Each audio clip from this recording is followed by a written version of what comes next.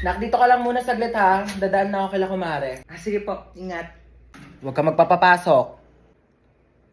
Kahit sino. Opo. Sige, babalik din ako agad.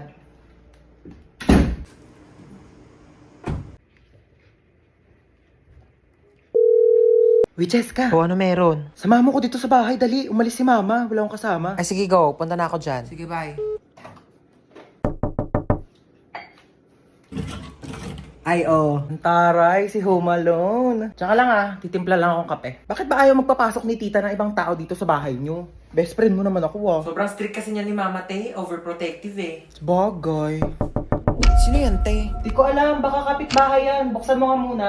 Okay, wait.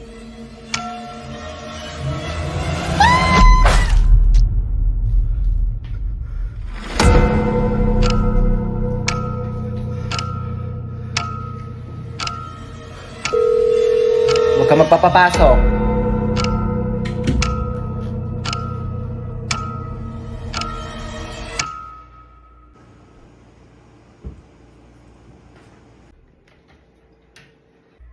Oh, ba't ang tahimik mo? Naboard ka ba? Alam mo kaya talaga di kita pinapayagan na magpapasok ng ibang tao dito kasi alam mo may bali-balita na may nag-iikot daw dito tapos kumakatok sa mga bahay-bahay para mangpatay. Kaya di ko sinabi sa'yo kanina kasi baka matakot ka at mag-isa ka dito.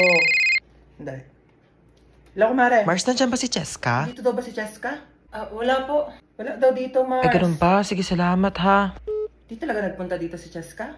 Hindi po. So kaya yung batang yun? Ay, kunin mo pala yung inuwi kong ulam. Nandun sa compartment ng kotse, ha? Sige po.